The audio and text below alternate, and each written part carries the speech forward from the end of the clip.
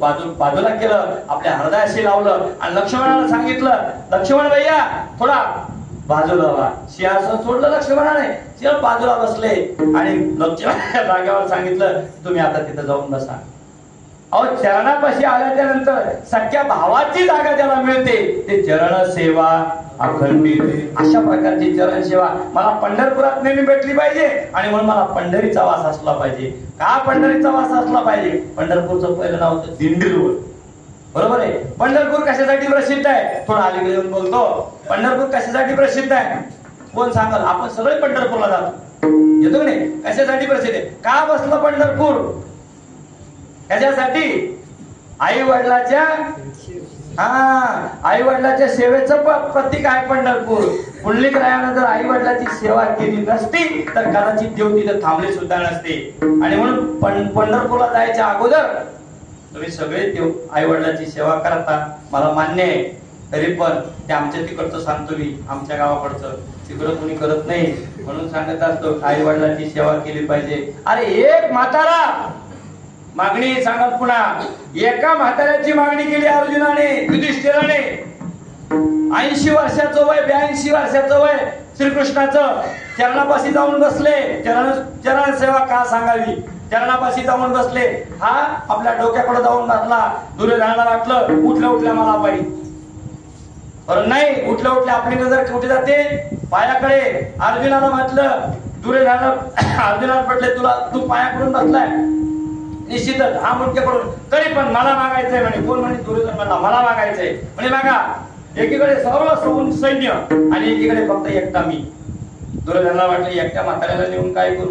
सगळं सैन्य असलं तर आपण युद्ध जिंकू. सगळं सैन्य मला द्या. भीष्माचार्य, कृपाचार्य, द्रोणाचार्य सगळं सैन्य मला द्या. सगळं सैन्य घेऊन टाकलं. अर्जुना म्हणे तू जरा लवकर यायचं ना, तुला सगळं सैन्य दिलं असतं, अर्ध तरी दिलं असतं. अर्जुनाने म्हटले देवा मला काहीच नको, फक्त मला तू पाहिजे. तूच हा शब्द पुन्हा येतो, मला फक्त तूच पाहिजे. एक 82 वर्षाचा म्हातारा आणि अर्जुनाच्या सोबत होता तर युद्ध जिंकलं. म्हणून आपल्या घरात सुद्धा 80-82 वर्षाची म्हातारी पाहिजे. त्यांचं आपण ऐकलं पाहिजे. या म्हाताऱ्याचं ऐकलं म्हणून अर्जुनानं युद्ध जिंकलं. सगळं जेवढं एक सुईच्या टोक्यावर पावणाऱ्याला द्यायचं नव्हतं, सगळं राज्य अर्जुनाचं झालं. त्याच्यामुळं एक म्हातारा, तसा म्हातारा असला पाहिजे. म्हणून पंढरपूर हे आई वडिलाच्या सेवेचं प्रतीक आहे. तिथं जाण्याचं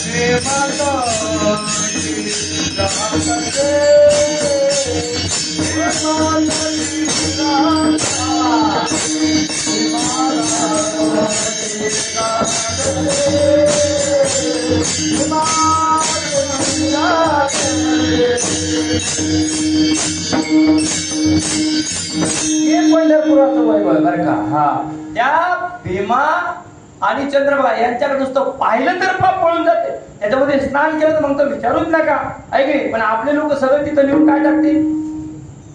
अहो त्या आळंदीला गेल्याच्या नंतर खरं तर तिथली साफसफाई खूप सुंदर आता प्रशासन खूप छान करत आहे. पण आपले लोक तिथे वेगळ्या पद्धतीने वापरतात. तिथं अनेक घाण टाकतात. आंघोळ केल्याच्या नंतर ती करू वाटत. चप्पल धुत असते का तिथं? चप्पल कपडे धुवायचे का साबणाने तिथे?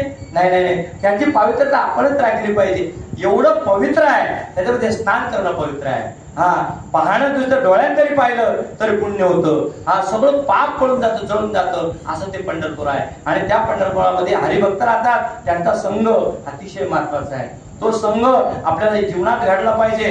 पंढरपुरात इकडं सुद्धा आपल्याला गुरुजी सारखे, बाबांसारखे, सुगळी मंडळी सारखे माणसं भेटली पाहिजे. संघ अतिशय महत्वाचा. सज्जनो, या काळात संगती महत्वाची आहे. तुमच्या आमच्या लेकरांना कुणाची संगत आहे? 2 गोष्टी अतिशय महत्वाच्या सर. निश्चितच एक तत्ववेत्ता म्हणतो की तुमच्या देशाचं 50 वर्षाचं भविष्य मी आज सांगू शकतो ते 2 गोष्टीवर. एक तर तुमची लेकरं कोणती पुस्तकं वाचतात आणि तुमची लेकरं कुणाच्या संगतीत राहतात. या गोष्टीवर आपल्या देशाचं भविष्य कळतंय. आज आपली लेकरं जर गजानन बाबाचं पारायण करत नसतील, इतर कोणती पुस्तक वाचत असेल तर देशाचं भविष्य बिघडायला वेळ लागणार नाही. नवीन नवीन देशाचं जाऊ द्या, स्वतःचं भविष्य बिघडण्याची वेळ लागणार नाही. आणि कुणाच्या संगतीत राहतात हे अतिशय महत्वाचं आहे. विठाला विठाला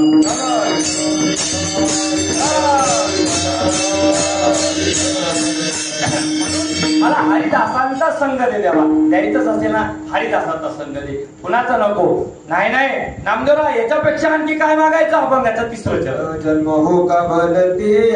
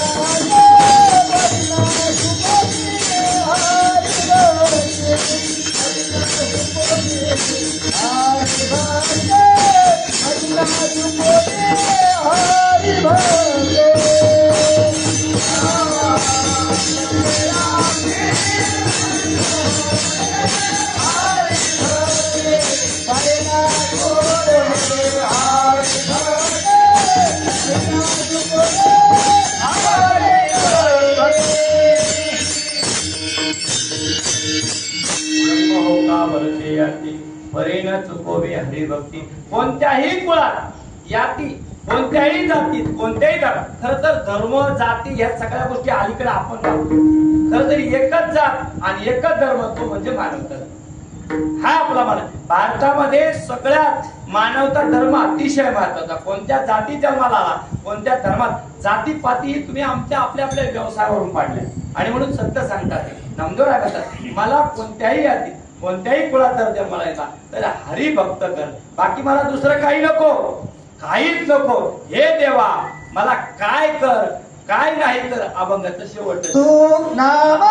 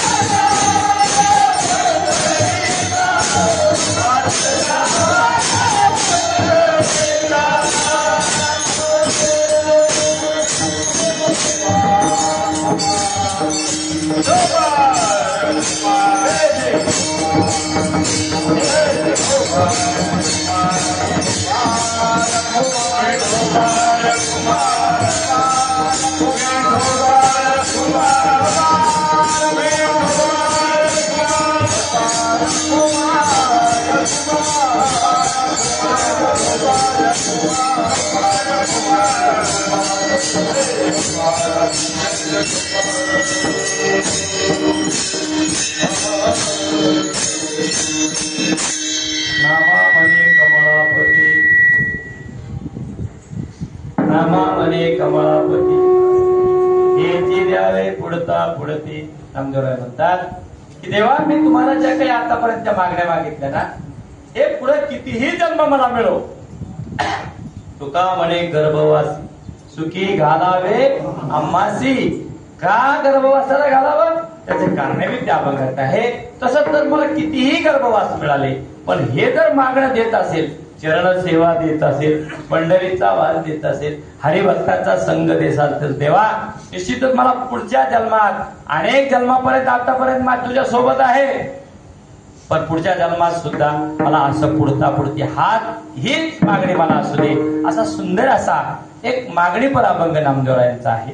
निश्चितच नामदेवरायांनी जी मागणी मागितली ही मी अगोदरच बोललो की प्रातिनिधिक स्वरूपात एक प्रतिनिधित्व केलंय. आपल्या सर्व साधकांचं प्रतिनिधित्व केलंय, आपल्या जिज्ञासू लोकांचं प्रतिनिधित्व केलंय की काय मागितलं पाहिजे आणि समाजासाठी काय देणं लागतं. मी अगोदरही बोललो की निश्चितच ज्ञानोबरायांनी जी पसायदानात मागितली गेली आता विश्वात्मके देवी येणे वाग्यज्ञ तोषा तोषोळी मज द्यावे पसायदान.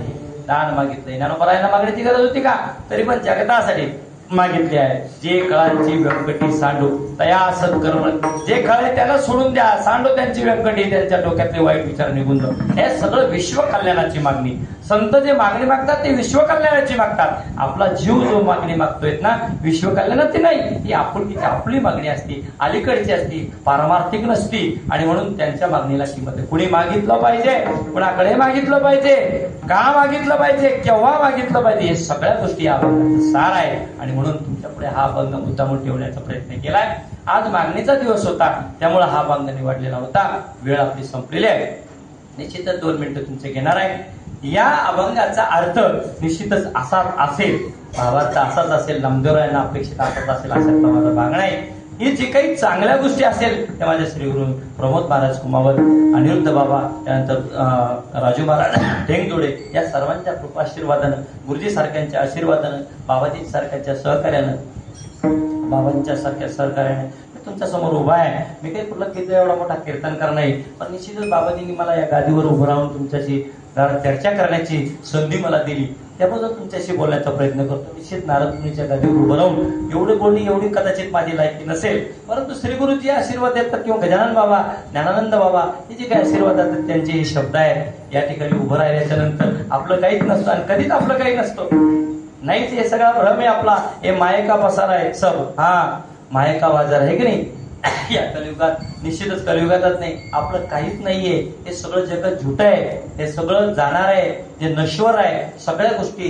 तरी पण इथं बरोबर बोलण्याची जी संधी तुमच्यामुळे प्राप्त झाली, तुमची सेवा करण्याची संधी मला प्राप्त झाली त्याबद्दल मी तुमच्या चरणावर नतमस्तक होतो. झालेली सेवा पुनश्च एकदा परमेश्वराच्या चरणी अर्पण करतो. मला साथ देणारे जे काही गुरुजन मंडळ आहे, माझ्या वडिलांच्या ठाई आहेत, माझ्या काकांच्या, भावांच्या, दादांच्या सगळ्यांच्या ठाई आहेत, त्यांच्या चरणावर नतमस्तक होतो. आज आमचे ग्रामसेवक साहेब आढाव साहेबांच्या निमित्तानं या ठिकाणी येणं झालं. गुरुजींनी त्यांना सुचवलं. आढाव साहेबांनी मला फोन केला आणि मला तुम्हाला नियम घ्यावा लागतो, मी तुमच्या घरी येतो म्हणून. गुरुजी आढाव साहेब म्हणले घरी कशाला येता, मला फोन करा फक्त, तुमच्या सेवेत मी हजर असणार आहे. त्यांचे भाऊजी आणि वराड सर आले का महाराज मला 10 मिनिटं वेळ झाला म्हणून 10 मिनिटं यांच्याकडून मागून घेतली बरं का. हो त्यांच्याकडून मागून घेतली कारण चोपदाराचा अधिकार वारकऱ्यालाच माहिती काय असतो. खूप मोठा अधिकार आहे चोपदारांना. हा दिंडीत आपण पाहता चोपदाराने सांगितलं तसंच वागावं लागतं आणि म्हणून कीर्तनात ती मर्यादा असते, त्या वेळेची मर्यादा असली पाहिजे. निश्चित वाक्यानं ती पाळली पाहिजे. संपूर्ण तुमच्या सर्व या सगळ्या नगरवासियांना त्या चरणी नतमस्तक होतो आणि झालेली सेवा प्रभू गजानन महाराज, ज्ञानानंद बाबा, विठोबा रखमाई यांच्या चरणावर अर्पण करून शेवेला पूर्ण विराम देतो. ज्ञानेश्वर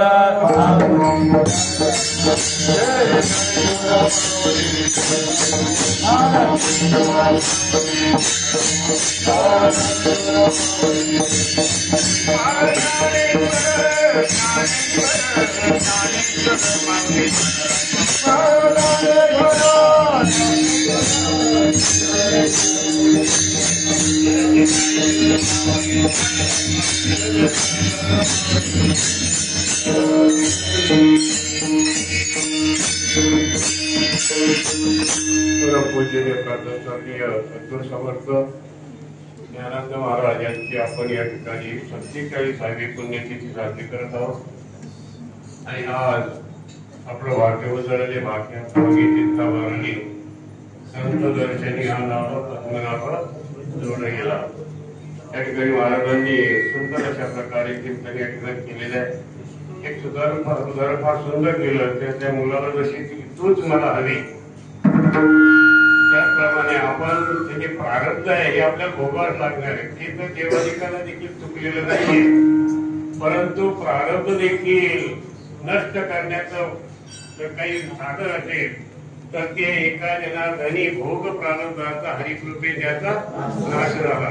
आणखी पुढे जाऊन सांगतो महाराजांच्या हे करून हरी आला हाता आणि बघ कैसी भय देता. मागायचं असेल तर देवच मागा, मागायचं असेल तर देवच मागा. म्हणजे आपल्याला इतर काही मागण्याची गरजच पडणार नाही. अशा प्रकारे सुंदर असं चिंतन महाराजांनी या ठिकाणी केलेलं आहे. खरोखर अशा प्रकारचे जर आपल्याला चिंतनात्मक कीर्तन ऐकायला मिळाले तर आपलं देखील कल्याण झाल्याशिवाय राहत नाही. आणि त्याचप्रमाणे अधिकार म्हणतो आपण, तर एकदा का त्याने गळ्यात माळ घातली आणि तो प्रामाणिकपणे वागायला लागला तर तो अधिकारी झाला असं आपलं तरी मत आहे. कारण एका झाल्या विचारलं घेऊन की आता म्हणजे या कीर्तनाला त्या महाराजांना काय अधिकार आहे असं विचारायला नको ना. तुम्ही जर अशा प्रकारचं जर केलं तर जे आपल्याकडे येणारे आहेत तर ते देखील येणार नाही बरं का. आपला जे घावे इतर असे अशा अनेकांना सोडावे अशा प्रकारची स्थिती आहे. आणि म्हणून महाराज मला एक मोठा अभिमान आहे की आमच्या या स्वतः महाराजांच्या कृपेने जवळजवळ आमचे 8-10 वारकरी तयार झालेले तरुण वारकरी सगळे महाराज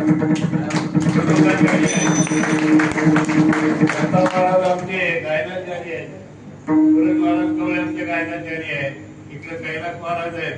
ते देऊळगाडाच्यामध्ये आतापर्यंत असे गाडकरी नव्हते, बाहेरूनच बोलावं लागत होते आम्हाला.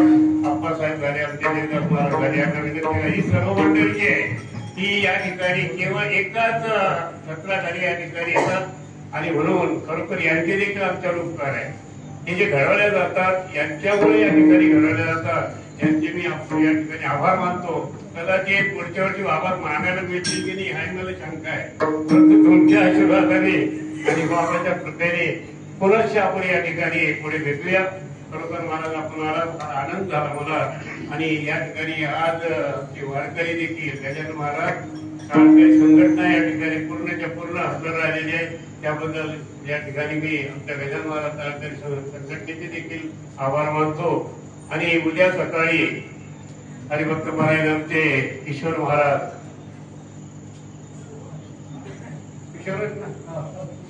यांच्या हस्ते माऊलीला अभिषेक होणार आहे सकाळी 9 वाजता. आणि नंतर मग 11 ते 1 पर्यंत गाण्याचं कीर्तन होईल. आणि नंतर मग थोडक्यात मिरवणूक होईल. आणि त्याचप्रमाणे मग महाप्रसाद मिळेल. महाराज या ठिकाणी आले आणि त्याबद्दल आम्ही आमचे जे विद्यार्थी म्हणायला चालतं, मुलगा म्हणायला चालतं, अशा प्रकारचे त्यांचा आढावा यांच्या मार्गदर्शनाखाली किंवा मला त्यांनी सांगितलं की यांचं कीर्तन मला घ्यायचं म्हणजे घेणारच असं मला म्हटलं तुम्ही. त्यांनी त्या ठिकाणी योग धरून आणला. मी देखील आमच्या व्यक्तीचे आभार मानतो. आणि आज महाराजांचे या ठिकाणी सत्कार जो आहे काय द्यावे त्याशी व्हावे सत्कार आपण स्वीकारावा अशी माझी नम्र विनंती आहे. आणि पुनश्च एकदा सांगतो, वाढल्यानं एकदा सांगतो, पीक थोडं राहिलेलं आहे. आणि महाप्रसाद जो आहे इतरांना जीव घालण्यामध्ये जेवढं पुण्य मिळतं तेवढं पुण्य बाकी ठिकाणच नाही. आणि तुम्ही जे जीव घालणारे आहेत ते सर्व वारकरी आहेत, म्हणजे अधिकच पुण्य तुम्हाला मिळाल्याशिवाय राहणार नाही. म्हणून या ठिकाणी पीठ जे आहे ते घेऊन जायचं आणि 9 वाजेपर्यंत चपात्या आणून द्यायच्या. पोळ्याने बनत नाही, पोळ्या म्हणतात तर तुम्ही पोळ्या चपात्या आणून द्यायच्या. झालेले या ठिकाणी महाराजांचे पुरेसे मी आभार मानतो. आणि आमचे याला भाऊजी म्हणावं का जावाई म्हणावं म्हणाल काही हरकत नाही. आमचे जावाई जे आहेत प्रकाश महाराज, आता महाराजच म्हणायला पाहिजे त्यांना, ते महाराजांचा सत्कार करतील अशी मी विनंती करतो. तुकाराम तुकाराम